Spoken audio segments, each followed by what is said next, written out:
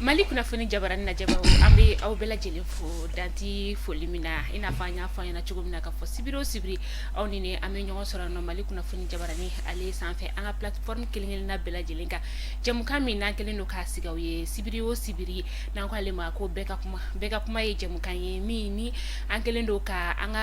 ka maa bɛɛ lajɛlen wele minnu bɛna ka na o hakilina ni ka o fɔ an ka plateau ale sanfɛ hakilina min don ni a bɛ jamana jɔ ale ko fɔ ka taa se o n'a ɲɔgɔnna caman olu ma sibiri o sibiri invité kura o de bɛ kɛ an bolokɔrɔ bi invité ale tɛ maa wɛrɛ ye ale ye Boubacar Dafe de ye Boubacar Dafe ale ye maa ye sa ni o ye vice-président du bureau de la jeunesse APM Maliko CNT fana maa dɔ don ale de bɛ n bolokɔrɔ yan nɔ bi monsieur Dafe ni sɔgɔma. Anba ni sɔgɔma yɛrɛ sera alhamdulilayi tɔɔrɔ si t'u la an b'a fɔ i ni ce i nana an ka wele jaabi folikan jumɛn b'i bolo k'a lase maa minnu bɛ k'a lajɛ nin wagati in na. n bɛ foli lase an lamɛn jama ni an filɛli jama bɛɛ lajɛlen ma ka foli lase aw ka baarayɔrɔ ɲɛmɔgɔ ka na foli lase i ni mɔgɔ mɔgɔ bɛ baara kɛ ɲɔgɔn fɛ fo ka na se i yɛrɛ ma k'aw bɛɛ lajɛlen fo ka jamana kɔnɔdenw bɛɛ lajɛlen fo k'an ka foli lase an ka jamana ɲɛmɔgɔw ma. Foli diyara ye ayiwa monsieur Dafe i n'a fɔ n y'a fɔ cogo min na sisan kuma daminɛ la k'i ye membre du CNT maa fɛnɛ ye i bɛ se k'a fɔ yan i jɔyɔrɔ ye min ye CNT ale kɔnɔna la. Présentation ɲɛna yɛrɛ de ne tɔgɔ ye Boubacar Dafe n ye bureau national de la jeunesse APM Maliko vice-président ye n ye CNT mɔgɔ fɛnɛ ye bon CNT la n bɛ commission développement rural de la commission développement rural n'i y'ale jateminɛ ale ye commission ye min bɛ tali kɛ développement rural environnement eau énergie électricité etc ani assainissement donc fɛn o fɛn bɛ o hukumu kɔnɔna na sariya o sariya bɛ ta o hukumu kɔnɔna na o bɛ tɛmɛ an ka commission de fɛ donc mais n bɛ fɛ ka perepere-latigɛ min kɛ c'est que n tɛ yan nɔ bi CNT tɔgɔ la n tɛ yan nɔ CNT tɔgɔ la n tɛna kuma CNT tɔgɔ la mais ni ɲininkali min kɛra n na n bɛ n jaabi mais n bɛ yan bi parti APM Maliko de tɔgɔ la. D'accord i ka kuma kɔnɔna la parti APM Maliko yɛrɛ i bɛ se ka fɛn a sigira wagati min na a ka objectif ye fɛn mun ye.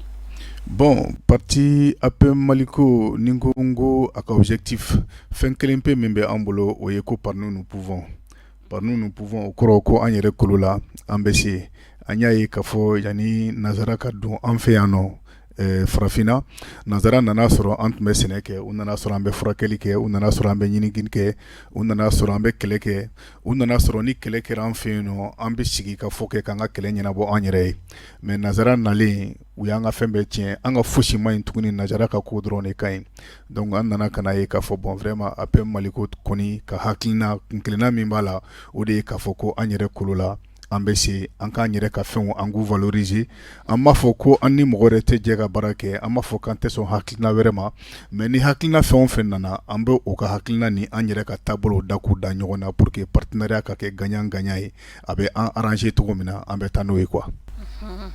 Parti ka hakilina ka ɲi san 2023 in kɔnɔna la ni an bɛ se ka fɔ élection labɛnni an bɛna don o waatiw olu la yala e yɛrɛ hakilina ye mun ye sisan élection labɛnni na. I ka nin ɲininkali nin ka ɲi kosɛbɛ bon élection labɛnni na n'i ye jateminɛ kɛ i b'a ye k'a fɔ révision des listes électorales kɛra i y'a dɔn ni élection bɛna kɛ fɛn fɔlɔfɔlɔ minnu bɛ kɛ o ye élection bɛna kɛ ni minɛn minnu ye baara minnu kan ka boloda fɔlɔ yanni an ka don élection na n'o ye révision des listes électorales ye o kɛra an b'a ye k'a fɔ EJ mɔgɔw olu installé la c'est à dire que minnu bɛna élection ko bɛɛ bɛna to mɔgɔ minnu bolo olu installé la partout déjà u bɛ ka sigi dans toutes les régions u sigira au niveau national président yɛrɛ y'u reçoit ka u ka quitus d'u ma dans les régions u bɛ ka sigi u bɛna baaraw daminɛ élection kan ka kɛ ni fɛn min ye n'a b'a fɔ ko carte d'électeur carte biométrique ko aw b'o kalama déjà an ka ɲɛmɔgɔ ye wuli ka jɔ kɛ ka o carte nin dilan o carte nin i bɛ se ka voter n'a ye a bɛ se ka carte d'identité jɔyɔrɔ fɛnɛ ta donc ne bolo baara fɛn o fɛn kan ka kɛ pour que an bɛ se ka taga élection 2023 la baaraw kɔni kɛra ka ban donc n'a ma ɲɛ ko baaraw kɛra donc ça veut dire que élection fɛnɛ bɛna kɛ. i da sera carte biométrique ko kuma ma sisan nɔ n bɛna n da tu a yɔrɔ la carte biométrique est ce que a ɲɛfɔlen don maliyɛnw ɲɛna kosɛbɛ fɔlɔ ka ɲa est ce que a communication passelen don kosɛbɛ parce que an b'a ye k'a fɔ publicitéw la a fɔra ko mɔgɔ minnu bɛ yen nɔ ni erreur b'u ka cartew la u ka taa mairie la walima u ka taa polisiw la n'i taara mairie la mairie b'i bila ka taa polisi la n'i taara polisi la olu fana b'a fɔ k'a ma daminɛ fɔlɔ a bɛ tan est ce que baara yɛrɛ sigira sen kan fɔlɔ. Bon, je pense que ni ɲininkali nin ka kan ka poser ni ɲininkali kan ka sɛmɛ administration territoriale mɔgɔw de la ani EJ mɔgɔw ninnu de la olu de kan ka se ka ni ɲininkali nin jaabi komi ne tɛ baara kɛ yen nɔ mais i ye min fɔ ɲininkali ɲɛnama de don parce que n'i y'a ye e y'a fɔ tan i b'a sɔrɔ maliyɛnw ka préoccupation de don a kɛlen bɛ ka mɔgɔ caman kɔnɔna lafili i b'a ye k'a fɔ a fɔra ko erreur bɛ mɔgɔ minnu ta la erreur kan ka corriger cogo di ani erreur kan ka corriger yɔrɔ min na ni aw taara yen nɔ n'aw ma ɲɛ sɔrɔ ninnu b'aw bila ka taa yen fɛ ninnu fana b'aw bila ka taa yen fɛ donc ni ɲɛ ma sɔrɔ a la moi je pense que c'est l'occasion pour vous ka o mɔgɔ ninnu o baarakɛyɔrɔ mɔgɔ ninnu dɔw wele ka na vraiment kana ɲininkali sɛmɛ u la pour que vraiment aw bɛ se ka réponse ɲuman sɔrɔ o laɲini na. o diyara ye en tant que parti politique an bɛna don an bɛ to élection kɔnɔna la halisa an bɛna don élection na yala aw jɔyɔrɔ bɛna kɛ mun ye a ko la. Bon, d'abord an jɔyɔrɔ bɛ kɛ min ye an jɔyɔrɔ bɛ kɛ fɛn fɔlɔ-fɔlɔ min i b'a dɔn n'i ko parti politique i ko base parce que parti politique i b'a sɔrɔ u sigilen don Bamakɔ mais u ka bolofaraw bɛ Mali fan bɛɛ fɛ ka daminɛ depuis Bamakɔ yan nɔ ka taa bila fo aw ka bolofaraw aw ka parti représentelen don yɔrɔ o yɔrɔ aw bɛ kuma ɲɔgɔn ye aw bɛ u la orienter c'est-à-dire que élection kan ka kɛ cogo min na c'est-à-dire que élection kan ka n'a sɔrɔ aw bɛ disposition min kɔnɔna na élection kan ka n'a sɔrɔ déjà aw bɛ état d'esprit min kɔnɔna na déjà an y'o baaraw kɛ parce que an ye ci bila an ka mɔgɔw ma à l'interne an yɛrɛ dama an ye ɲɔgɔn ye an kumana a yirala k'a fɔ bon vraiment sisan n y'a fɔ i y'a dɔn tun ye révision les listes électorales ko kuma fɔ depuis ministère de l'administration territoriale damagara o kuma na dɔrɔn an ye kunnafoni kɛ ka carin k'a bila ka taa an ka yɔrɔ bɛɛ k'a fɔ an ka mɔgɔw bɛɛ an ka militant n'an ka militantiw bɛ yɔrɔ o yɔrɔ u bɛɛ k'u jija u ka wuli ka taa mairie la u ka taa ka taga listew lajɛ vraiment n'o y'a sɔrɔ u hakili la ko bɛ ka kɛ cogo min na ni ko b'a cogo la donc an kan ka kɛ min ye an b'an ka troupe mobiliser quoi nous en tant que parti politique an kan ka troupe mobiliser an ka kan ka information ɲuman d'u ma an kan ka to ka bɔ ka participer nin débat ninnu na ka ɲɛfɔli kɛ mɔgɔw ye vraiment ka mɔgɔw ka se k'u labɛn physiquement et mentalement moralement mɔgɔw ka se k'u labɛn k'a fɔ vraiment élection a bɛ sira la ka na et jusqu'à présent an filɛ nin yɔrɔ min na ɲɛmɔgɔw m'a fɔ an ye ko élection k'a tɛna bɔ donc tant qu'a fɔra ko k'a bɛ bɔ i b'i labɛn de ka se ka lamakɔnɔ donc la meilleure façon pour nous les partis politiques de se préparer c'est que vraiment ka an ka militant n'an ka militantiw k'u bila en mouvement u ka labɛn sabati ani wagati ka se. an ɲɛ b'a la k'a fɔ nin wagati in na kabini transition ale sigira sen kan maliyɛnw yɛrɛ kɔni kunkolo yɛrɛ tɛ ka sɔn politiki mɔgɔw ye parce que maliyɛn tila bɛɛ kunkolo la k'a fɔ ko politiki mɔgɔw de y'a bɛɛ tiɲɛ élection dun bɛ ka na aw ye fɛnkɛ jumɛn ta pour que ka a lajɛ ka mɔgɔw kunkolo lasɔn politiciens ye maliyɛnw kunkolo bannen don politiciens ye dɛ bon i m'a ye o ye kɛwale de ye koyi i y'a ye kɛwalew de don parce que bɛɛ ko politiciens de y'a bɛɛ nɔni politiciens de y'a bɛɛ tiɲɛ donc sisan minnu fana bɛ yen nɔ sisan an bɛ fɛ olu ka kɛ solution ye donc sisan ni politiciens yɛrɛ y'u kun bɔ est ce que mɔgɔ dɔw tɛna to so yɛrɛ k'a fɔ k'u tɛ voter politicien ya parce que an fɛ olu de bɛ tila ka na nɔni tuguni k'a bila tout à fait bon i bɛ ka kuma min fɔ nin ye maliyɛn bɛɛ ka hakilina de ye n'i y'a jate minɛ politiciens kabini Musa Tarawele ka fanga binna fo sisan politiciens ninnu de bɛ fanga la bon yan'u kana fanga la laɲini fɛn o fɛn fɔra pratiquement maliyɛnw ma a laɲini u ma se ka bénéficier quoi maliyɛnw tɔ jiginna dingɛ kɔnɔ de ka taga bon dɔw b'a fɔ ko k'an bɛɛ nɔ don d'accord a mana kɛ an bɛɛ nɔ ye cogo cogo mɔgɔ dɔw de kɔni tun bɛ ɲɛfɛ n'olu sera ka jɔ u jɔyɔrɔ la a ka ca Ala fɛ hali n'i ma se k'a bɛɛ kɛ i bɛ dɔ kɛ ka taa quoi donc ne bolo mɔgɔ minnu nana sisan transition ɲɛmɔgɔ minnu nana sisan u nana wagatinin kunkurunin min na baara dɔw de kɛra c'est la raison pour laquelle mɔgɔw ko cɛ k'an tɛ politique mɔgɔw fɛ bilen a donna ta bɔra tan parce que mɔgɔw nalen minnu nana fanga la u kɛlen ka fanga ta u ye fɛn fɔlɔ min yira an b'an faso fɛ u ye fɛn fɔlɔ min yira an bɛ jamana de bila fɛn bɛɛ sanfɛ an bɛ jamana kɔnɔdenw ka intérêt de bila fɛn bɛɛ sanfɛ parce que n'i y'a mɛn an bɛ ɲɛfɛ mɔgɔw de b'an kɔ u sɔnna ka to an kɔ grâce à cette transition aujourd'hui mɔgɔ si tɛ se ka fɔ ko i bɛ yɔrɔ o yɔrɔ a kɛra Mali kɔnɔ a kɛra Mali kɔ kan ye ko mɔgɔ si tɛ se k'i disi gosi ni malidenya ye bi donc c'est à dire que transition nana a ye baara fɔlɔ min kɛ o ye de vraiment k'an ka yɛrɛma hɔrɔnya d'an ma ka an ka danbe ni an ka hɔrɔnya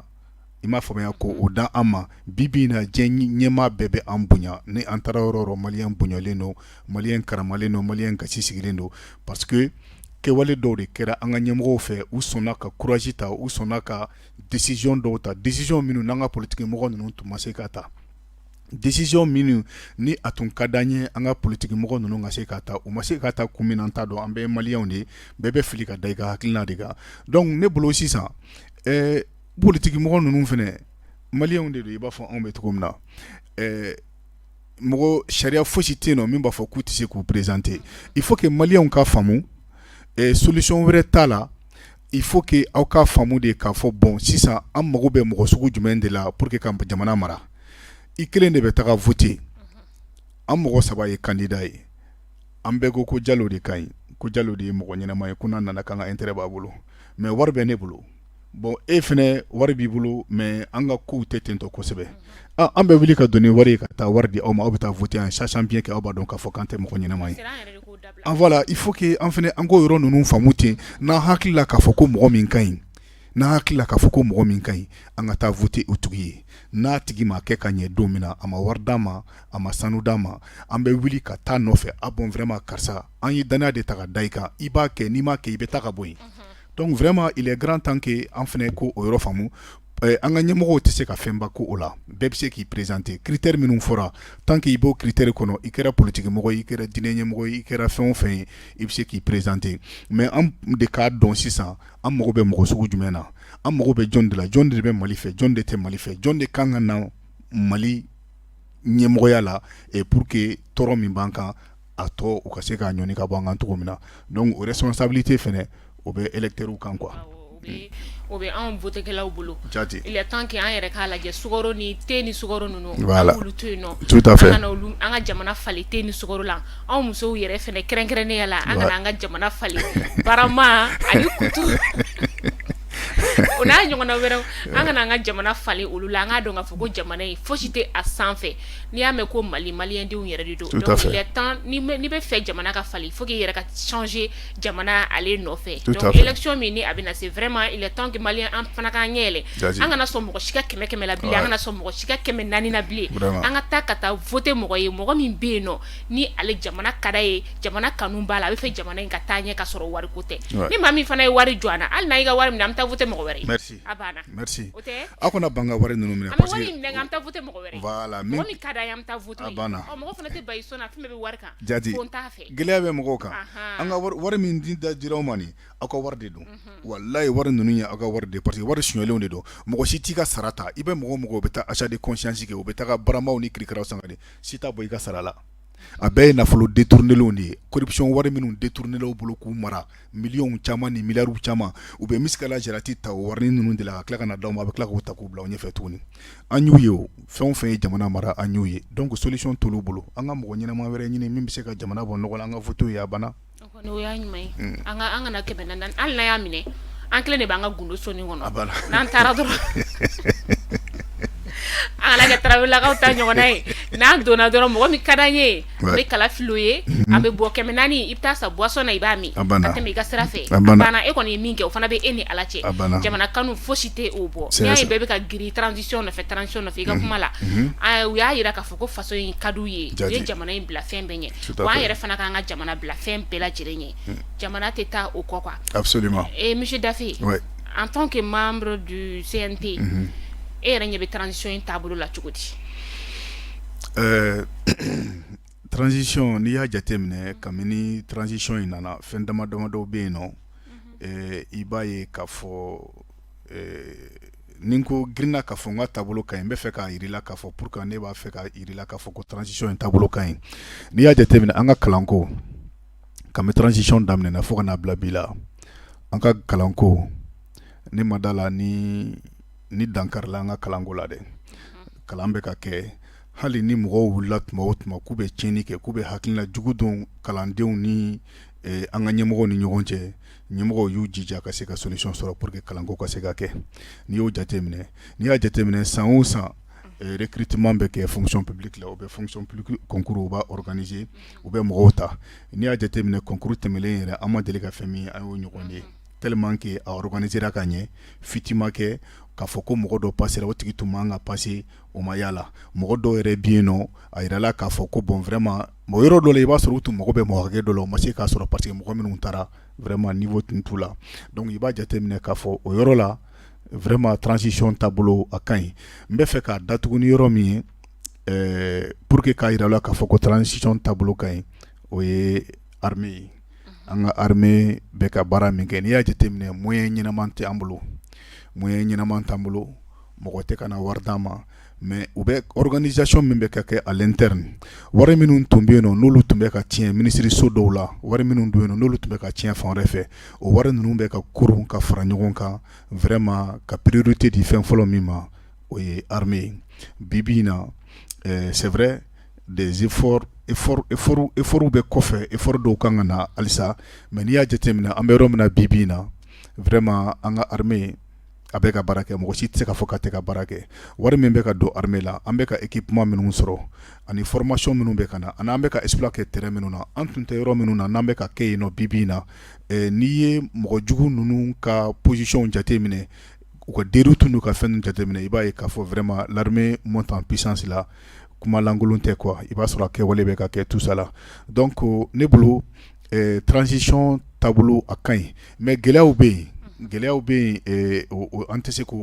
se k'o fɛnɛ dogo parce que n'i y'a jateminɛ gɛlɛya in ye diɲɛ gɛlɛya yɛrɛ de ye quoi diɲɛ yɛrɛ de gɛlɛyara bi in na fɛn caman kama i b'a ye k'a fɔ ko diɲɛ gɛlɛyara donc ni diɲɛ gɛlɛyara o kɔlɔlɔ bɛ na se anw fɛnɛ ma yan nɔ donc an fɛnɛ b'an ta sɔrɔ a la surtout que gɛlɛya wɛrɛw tara ka imposer anw yɛrɛ kan yan nɔ an yɛrɛ hakili la k'a fɔ k'an ni mɔgɔ minnu ye kelen ye k'an bɛ continent kelen na k'an bɛɛ ye farafinw de ye k'an bɛɛ ye mɔgɔ sugu kelen ye olu ye gɛlɛya dɔw ta ka bila an kan kalo damadamani a juguyara ma kosɛbɛ yan'o gɛlɛya ka na o y'a sɔrɔ covid-19 gɛlɛyaw bɛ yen o nana ka na fara kan diɲɛ gɛlɛya fɛnɛ nana n'i y'a jateminɛ Ukraine gɛlɛya ni fɛn ninnu olu bɛɛ nana ka na fara ɲɔgɔn kan ka kɛ gɛlɛya ye gɛlɛya min bɛ maliyɛnw kan bi in na gɛlɛya wɛrɛw bɛ yen nɔ tuguni i b'a dɔn adamaden dɔw bɛ yen nɔ olu b'u profiter gɛlɛya wagati de kɔnɔna na ka sɔrɔ ka tɔɔrɔ ta ka mɔgɔw sɛgɛrɛ mɔgɔ minnu b'u profiter ka fɛnw fara fɛnw prix kan ka c'est à dire ka dumunifɛn minnu ni n'a b'a fɔ ko les denrées de première nécessité u bɛ dɔ fara prix kan gouvernement bɛ wuli ka kuma mais n'i y'a jateminɛ baaraw bɛ ka kɛ olu bɛɛ la dɔɔni dɔɔni hali o don na ne yɛrɛ ye ɲɔ san ne tun bɛ ɲɔ san fo kilo 100 mais o don na an tɛmɛna n ye ɲɔ kilo sɔrɔ n t'a dɔn 70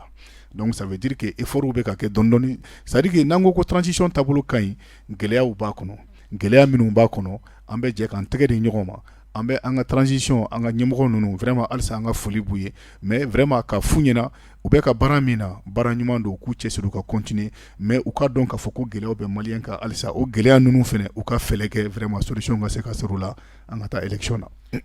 maliyɛn fɛnɛ ka problème min ni gɛlɛya ko kuma fɔra dɔrɔn an b'an profiter o de fɛ tout à fait ka fɛnw gɛlɛya oui. wa ni dɔ farala fɛn min kan an ka jamana kɔnɔ yan sa o tɛ b'o la bilen oui. fo ka taa diɲɛ kɛ min ye sa o gɛlɛya kelen an bɛ t'o kan an tɛ se ka fɛn bɛɛ ta k'a da jamana marabagaw kunna ko dɔw yɛrɛ bɛ anw yɛrɛ nɔ bɛ fɛn caman na tout à fait ni jamana marabagaw bɛ k'u se k'an ye il est temps que an yɛrɛ fana k'a lajɛ an fana ka u dɛmɛ u ka baara ale kɔnɔna la parce que ko mana kɛ cogo o cogo gɛlɛya kɔni bɛ n'a kɔnɔ ni gɛlɛya nana a kɔnɔ an kan k'a ɲini n'u y'a nɔgɔya ma an fana k'a nɔgɔya u ma walasa baara bɛ se ka taga bolo ɲuman kan cogo min na est ce que parti politique mɔgɔw bɛ ka transition dɛmɛ u ka baara la bon parti politique dɔw bɛ ka dɛmɛ parti politique dɔw bɛ ka dɛmɛ mais parti politique dɔw tɛ ka dɛmɛ i b'a dɔn n'a fɔra ko changement n'a fɔra ko yɛlɛma mɔgɔ dɔw tɛ sɔn yɛlɛma ma mɔgɔ dɔw bɛ yen nɔ yɛlɛma ni yɛlɛma nana a t'olu arranger parce que ni yɛlɛma nana ko bɛ b'olu bolo a bɛ taa mɔgɔ wɛrɛ bolo o man di olu ye donc olu bɛ fɛ dɔrɔn ko ka to olu bolo hali n'a taabolo man ɲi o mɔgɔ dɔw bɛ yen mɔgɔ dɔw fɛnɛ bɛ yen nɔ olu bɛ sɔn yɛlɛma ma n'olu yɛrɛ b'a kɔnɔ de quoi mɔgɔ dɔw yɛrɛ de bɛ yen nɔ tant que olu tɛ équipe la tant que olu tɛgɛ t'a la u ka continuer u ka waleya juguw la u ka continuer u ka taabolo juguw la olu bolo yɛlɛma tɛ yen nɔ i m'a faamuya sinon parti dɔw bɛ yen nɔ alhamdulilayi olu bɛ ka transition dɛmɛ u bɛ mɔgɔw sensibiliser tuma bɛɛ u bɛ di ɲɔgɔn débat kɛ radio ni télé la u bɛ bɔ ka taa fɔ dugu kɔnɔna ninnu na u bɛ gouvernement ka action vraiment u b'a soutenir u bɛ communiquer kɛ u bɛ conférence kɛ u bɛ bɔ ka ɲɛfɔli kɛ mɔgɔw ye gouvernement bɛ ka baara min kɛ ɲuman na vraiment ka mɔgɔw sensibiliser et puis ka mɔgɔw ladɔnniya baara minnu bɛ ka kɛ vraiment pour le peuple et pour les Maliens donc u bɛ ka o baara ni u bɛ k'o baara ninnu kɛ bon n y'a f'i ɲɛna cogo min na dɔw bɛ yen nɔ tiɲɛ yɛrɛ la olu bɛ ka fɛn bɛɛ kɛ bi in na pour que transition n'i ye se k'olu ye transition ye a tɛ nin week-end in tɛmɛ quoi walayi o partiw bɛ yen nɔ u dɔnnen don yɛrɛ tuma bɛɛ u bɛ bɔ ka déclaration kɛ wagati min yɛrɛ i b'a sɔrɔ ni jamana tɛ taabolo ɲuman kan wagati min ni ko y'an sɔrɔ ko gɛlɛnw y'an sɔrɔ an bɛ k'a ɲini k'an yɛrɛ bɔ la o wagati de u b'u profiter ka bɔ u bɛ kuma dɔw fɔ u bɛ déclaration kɛ u bɛ lettre dɔw kɛ k'a bila ka taga fan wɛrɛw fɛ k'a donna ta bɔra ta ne bolo a mana kɛ cogo o cogo notre héritage commun fɛn kelen pe min b'an bɛɛ bolo n'an bɛɛ jɛ dɔn o ye Mali de ye donc ni Mali bɛ an bolo bi an bɛ ka fierté dɔn mais ni Mali t'an bolo bi an bɛɛ bɛ kɛ mɔgɔ sugu dɔ ye an si ka intérêt t'o la quoi donc mɔgɔw kan'u ka agenda personnel lajɛ i kan'i ka agenda personnel lajɛ mais i bɛ jamana ka intérêt de lajɛ k'o de bila en avant parce que ni jamana ye hɛrɛ sɔrɔ jamana ka e ka intérêt bɛ jamana ka intérêt de kɔnɔna na mais ne ko ko n ka intérêt dɔrɔn n ka parti ka intérêt n ka du ka intérêt n yɛrɛ ka intérêt dɔrɔn o la i bɛ sɔn ka tiɲɛni caman don mɔgɔw kunna dɛ donc en réalité parti dɔw bɛ yen nɔ u bɛ ka transition dɛmɛ i n'a fɔ an ka parti APM Maliko an bɛ ka transition dɛmɛ an bɛ CNT la an bɛ ala ka baara kɛ loi fɛn o fɛn n'a nana n'an b'a dɔn k'a fɔ n'a ni jamanadenw ka hakilina bɛ taa n'a ni jamana ɲɛmɔgɔw ka hakilina bɛ taga an b'a voter n'an hakilila k'a fɔ loi min n'a tɛ taa parce que loi fɛnɛ i b'a voter en âme et en conscience n'i bɛ CNT la i bɛ a kɛra komi an tile bɛnna CNT ma sinon assemblée sariya bɛ na jagoya tɛ i b'a lajɛ k'a fɔ bon vraiment an bɛna nin sariya in ta a ka ɲi jamana ma wa a ma ɲi jamana ma a ka ɲi jamana kɔnɔdenw ma wa a ma ɲi jamana kɔnɔdenw ma a bɛ kɛ ten tɔ de mais kana sɔn mɔgɔw k'i nɛgɛn k'i san ka na ni fɛn ye fɛn min man ɲi k'aw ka voter k'i tɛgɛ wuli ten tɔ quoi o fɛnɛ tɛ ko ɲɛnama ye. O ma nɔgɔn jamana ko la jamana jɔli kɔni maliyɛnden kelen-kelenna bɛɛ lajɛlen ka kan la i politique mɔgɔ wo i société civile wo bɛɛ lajɛlen ka kan jamana ye ale jɔli ko ɲuman na fo maliyɛndenw yɛrɛ bɛɛ lajɛlen k'o de faamuya an ka jɛ ka jamana ye ale jɔ ɲɔgɔn fɛ monsieur Dafe i bɔra sisan ka transition ka baara ɲumanw i y'olu fɔ transition ye fɛn minnu kɛ i yɛrɛ ɲuman na a bɛɛ tɛ se ka ɲɛ mɔgɔ bolo gɛlɛyaw b'a la nɔgɔyaw b'a la donc gɛlɛya minnu bɛ yen nɔ maa minnu bɛ k'u dɛmɛ ka o gɛlɛyaw traverser an b'olu fɔ an bɛ transition maa bɛɛ lajɛlen fɔ halisa u ka u cɛsiri baara in ale kɔnɔna la wagati ale bɛ ka sɛnsɛn ka na kaba ye jɛmukan in sigi fo sisan bamananw ɲuman na hakili ye jɔn ye a bɛ se ka kɛ ɲininkali dɔw bɛ yen nɔ ne da ma se o ma n'o b'i hakili la k'a fɔ i waati dama dama d'i ma i bɛ olu fɔ. D'accord, ok n bɛ aw ka émission in tɔgɔ ko bɛɛ ka kuma bɛɛ ka kuma ka ɲi kosɛbɛ parce que ni kuma ma di bɛɛ ma bɛɛ hakilina tɛ dɔn donc vraiment k'aw fo la ka ɲini c'est à dire que a t'i n'a fɔ ɲininkali bɛ yen nɔ i ma min poser ne bɛ fɛ ka laɲini dɔ de kɛ dɔrɔn ni an jɛra ka fara ɲɔgɔn kan a ka ca Ala fɛ an b'an ka sago sɔrɔ n'i y'a jateminɛ Ukraine bibi in na États-Unis kɛlen bɛ ka Europe bɛɛ mobiliser u bɛ ka taga comment dirais-je la Ukraine u bɛ ka taa dɛmɛ u bɛ taa ni kɛlɛkɛminɛnw ye u bɛ taa ni wari u bɛ taa ni fɛn caman u bɛ ka dɛmɛ u bɛ ka kɛ kun jumɛn dɔ de la u bɛ k'u ka intérêt défend et puis Ukraine fɛnɛ ko bon ko lui il est un pays souverain ko min y'ale jɛ ale b'o de kɛ donc Mali fɛnɛ vraiment nous sommes souverains an y'a yira k'a fɔ vraiment an yɛrɛ kolo la an bɛ se en 1961 Modibo Keïta a y'a laɲini k'a fɔ ko bon ko vraiment ko nazaraw k'u ka taa ka bɔ dugukolo kan sabula an yɛrɛ kolo la an bɛ se o baara daminɛna 1961 ka n'o baara kuncɛ en 1960 le 20 janvier 1960 le dernier soldat a quitté le territoire n'i y'a jateminɛ 14 janvier tɛmɛlen fɛnɛ na o souveraineté kelen de don quoi en fait c'est-à-dire que on veut avoir notre souveraineté c'est l'affirmation de la souveraineté du Mali an k'a dɔn k'a fɔ mɔgɔ si tɛna na Mali dilan an yɛrɛ nɔ la donc mɔgɔw fɛn o fɛn bɛ cucu la i français o i américain o i nin o a bɛɛ b'a ka intérêt de nɔfɛ an ma ban o ma o mɔgɔ i mana kɛ cogo o cogo i mana ko ko ye ala an bɛ silamɛya la an bɛ sun an bɛ seli an bɛ fɛn caman kɛ ala k'o k'ala an b'a kɛ nata dɔ de kama i bɛ muso furu i b'a kɛ nata dɔ de kama donc ni mɔgɔ o mɔgɔ n'i bɛ na n'i bɛ jɛ ka baara kɛ i bɛ n'i ka intérêt nɔfɛ an fana b'an ka intérêt nɔfɛ partenariat ka kɛ gagnant ye mais a kana kɛ e bɛ ka n'i ka intérêt nɔfɛ n'o y'a sɔrɔ intérêt ye sigiyɔrɔma 100 ye e bɛ 95 ɲɔgɔn ta ou bien e bɛ 90 ta an bɛ 10 ta ou bien an bɛ 95 ta an bɛ 5 ta ne bolo o tɛ nafa t'o la donc an b'o kɛlɛ de la an ka ɲɛmɔgɔw b'o kɛlɛ de la u ye fɛn 3 de fɔ c'est à dire que diɲɛlatigɛ ko o ko n'a bɛ kɛ bi in na Mali ka intérêt maliyɛnw ka intérêt k'o privilégier an ka gouvernement bɛ k'o kɛlɛ kɛ filanan ye min ye ko le respect des choix stratégiques c'est à dire que Mali ka to mɔgɔ min y'a diya a n'o ka baara kɛ ɲɔgɔn fɛ a k'a tɛgɛ d'o ma ni mɔgɔ min ye Mali diya a n'o tigi ka jɛ ka baara kɛ ɲɔgɔn fɛ donc y'a dɔn n ye fɔlɔ fɔ n ko comment dirais-je la o ye ni diɲɛlatigɛ fɛn o fɛn nana Mali ka intérêt o de ka taa en exerce o de ka voilà Mali ka intérêt ni maliyɛnw ka intérêt de ka bila ɲɛfɛ maintenant le respect des choix stratégiques o ni mɔgɔ ka di an ye sisan an b'a essayer ka an bolo di o tigi de ma donc sisan n'i y'a jateminɛ Russie ani Russie ka baara ɲɔgɔnya dans un premier temps baara fankelen bɛɛ taara o yɔrɔ fanfɛla de fɛ parce que depuis a fɔra quand an ni Russie bɛna commencer ka baara kɛ ɲɔgɔn fɛ i y'a ye kow kɛra cogo min na Faransi ma sigi tuguni Faransi n'a nɔfɛ mɔgɔ si ma sigi tuguni mɔgɔ o mɔgɔ bɛ yen nɔ n'olu bɛ dumuni kɛ Faransi tɛgɛ kɔnɔ minnu ye an yɛrɛ gɛrɛfɛ dugu ni fɛnkɛ ninnu ye u si ma sigi tuguni parce que u y'a ye k'a fɔ ko yɛlɛma bɛna don ko la an bɛ fɛ ka taa sira min fɛ an bɛna commencer k'u échapper alors que en réalité an n'olu ye baara kɛ ɲɔgɔn fɛ pendant combien de temps an n'u ye baara kɛ ɲɔgɔn fɛ pendant des années et des années tama bɔ sisi ma bɔ mais depuis an ni ye partenaire falen fo kana bila bi la ne hakili la vraiment alhamdoulilah an bɛ ka commencer k'an yɛrɛ sɔrɔ dɔɔni dɔɔni il faut que mɔgɔw ko yɔrɔ de faamuya on n'est pas contre qui que ce soit an tɛ X contre la an tɛ Y contre la mais an ko Mali d'abord hali n'o y'a sɔrɔ o tun fɔra mɔgɔ dɔw fɛ mais an ma se k'a kɛwale ye mais bibi in na ɲɛmɔgɔ minnu b'an ko olu ko Mali d'abord u bɛ k'a ɲɛ yir'an na la preuve en est que bibi in na an bɛɛ bɛ se k'an disi gosi an ka maliyɛn bɛ yɔrɔ o yɔrɔ i bɛ tagama vraiment k'i disi gosi k'a jira k'a fɔ ko vraiment ko i ye maliyɛn ye k'a jira k'a fɔ ko ɲɛmɔgɔ minnu b'i bolo u bɛ k'i kunna wolo hali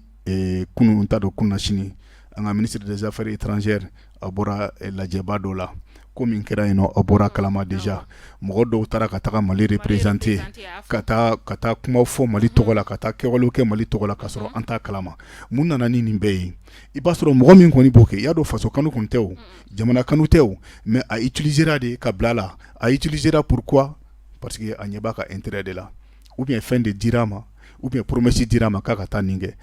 mɔgɔ bɛ se ka taa cogo di ka ja farinya fo ka t'i ka jamana tɔnɔmada fo ka t'i ka taa kuma société civile tɔgɔ la société civile min bila ka taga gouvernement ta kalama mɔgɔ si ta kalama an ka ɲɛmɔgɔ tɛmɛlenw ye kuma dɔ fɔ Mali tɛ tɔnɔmada Mali tɛ dun Mali tɛ feere u ye fɛn caman fɔ u si man ka kɛ donc an ka ɲɛmɔgɔw je crois que u b'o taabolo ninnu de la ni maliyɛnw y'o faamu k'a fɔ bibi in na an ka ɲɛmɔgɔ ninnu u bɛ ka baara kɛ Mali de u bɛ ka baara kɛ maliyɛnw de an bɛɛ bɛ jɛ k'an tɛgɛ di ɲɔgɔn ma ka tugu kɔ o kɔni o ye a ɲuman ye an ɲɛ b'a la fana nin wagati in na Burkina Faso fana kelen don ka i senda an ka jamana ale senda nɔ la an taara étape fɛ Burkina fana bɛ ka taa fɛ dɔɔni fana nin wagati in na fana bɛ ka san sɔrɔ karo gɛrɛ diinɛ tigilamɔgɔw olu kan i n'a fɔ Mali yɛrɛ ye a kɛ cogoya min na an dalen dɔ la fana ka fɔ an dafɛ jamana caman fana bɛ sɔn ka tugu nin sira kelen ale nɔfɛ ça c'est sûr o tuma la folikan laban jumɛn b'i bolo bon folikan laban min bɛ bolo n y'a fɔ dɔrɔn vraiment n bɛ an ka jamana ɲɛmɔgɔw fo k'u wale ɲuman dɔn k'u encourager u ka baara la u bɛ baara min kɛ k'u encourager la u k'a dɔn k'a fɔ dukɔnɔden bɛɛ tɛ jɛ ka ɲɛ donc jamana kɔnɔden fana bɛɛ tɛ jɛ ka ɲɛ jamana kɔnɔden ɲumanw u n'olu ka baara kɛ jamana kɔnɔden jugu u kana kojugu k'u la u kan'u bugɔ u kan'u nɛni u k'u to yen parce que est-ce que bɛɛ n'i hakilina don an bɛ du kɔnɔ ne kɔrɔkɛ kɛra zon ye ou bien ne dɔgɔnin dɔ kɛra mɔgɔ dɔrɔgutala ye est-ce que ne bɛ se ka bɔ n ka balimaya la ko parce que k'a kɛra nin ya non minnu bɛ dugu kɔnɔ bi minnu bɛ Mali kɔnɔ bi n'olu de yɛrɛ kelen bɛ ka wuli ka bila Mali la parce que u kelen bɛ ka u sara parce que u ka agenda n'u ka fɛn ninnu b'u bolo u ka ko kɛ ni hakili ye u bɛ baara min na parce que i tɛ se ka na k'i bɛ baara kɛ i ka temps sɔrɔ ka baara kɛ i ka tila ka temps sɔrɔ k'a fɔ ko k'i bɛ ko wɛrɛ kɛ gɛrɛfɛ quoi n'i nana k'i bɛ baara kɛ i bɛ ɲɛsin i ka baara de ma i b'i ka baara kɛ mɔgɔ dɔw bɛna ka essayer k'i divertir parce que ni mɔgɔw dɛsɛra i la cogoya dɔ la u bɛ na n'i ye sira dɔ fɛ quoi donc i k'a faamu k'a fɔ mɔgɔw bɛna acte fɛn o fɛn poser u b'a essayer k'aw la divertir de a ye continuer maliyɛnw ɲɛ bɔ la maliyɛnw ka danaya b'aw kan maliyɛnw hakili b'a la fɛnɛ k'a fɔ bon vraiment u ka attente a bɛ se ka combler donc vraiment ka i yɛrɛ fo i ka nin émission in na kosɛbɛ n sigira kuma kan tuguni bɛɛ ka kuma émission ɲɛnaman de don parce que ni kuma man di bɛɛ ma bɛɛ ka hakilina tɛ dɔn ne nana bi aw ye ne ka hakilina dɔn aw ye n ka parti ka hakilina dɔn donc je crois que nin ye siɲɛ fɔlɔ ye aw ka plateau nin kan alors n tɛ fɛ nin ka kɛ siɲɛ laban ye voilà n tɛ fɛ nin ka k'a laban ye vraiment ka foli lase maliyɛn kelen kelen bɛɛ lajɛlen ma nka fɔ n y'a fɔ cogo min na n k'an ka ɲɛmɔgɔw ka baara n ko gɛlɛya dɔw b'a la an ka jɛ k'an tɛgɛ di ɲɔgɔn ma parce que n'i y'a mɛn ɲɛmɔgɔ kɔmɔgɔ de don an ka baara nɔgɔya ɲɛmɔgɔ ninnu bolo pour que an bɛɛ lajɛlen ka laɲini bɛ se ka sabati cogo min na. Ayiwa an yɛrɛ b'i fo i ka nali la malgré que aw ka emploi du temps chargé le don an y'i wele i nana an ka wele jaabi an b'o foli belebeleba ta ni k'o ɲɛsin i yɛrɛ ma merci beaucoup k'i ni ce ni ala sɔnna ma an bɛ ɲɔgɔn sɔrɔ yan nɔ plateau wɛrɛ kan min tɛ ni fɛngɛ kelen in fɛnɛ ye i ni ce i ka nali la ayiwa mali kunnafoni jabarani lajɛbɛ o Bubakar Dafe ale de tun bɛ an bolokɔrɔ bi sɔgɔmada na bɛɛ ka kuma ale jɛmukan o sanfɛ Bubakar Dafe ale ye vice président du bureau de la jeunesse APM Maliko o ɲɛmaa ye membre du CNT o fana don a nana ka na an ka bi jɛmukan ni ka a di an bolo ni ala sɔnna ma n'ala m'an ka jɔnya jɔna an bɛ ɲɔgɔn sɔrɔ sibiri nata in na inchallah invité kura wɛrɛ fɛnɛ o bɛ kɛ an bolokɔrɔ o kuma la aw k'an bɛn don n'a nataw la.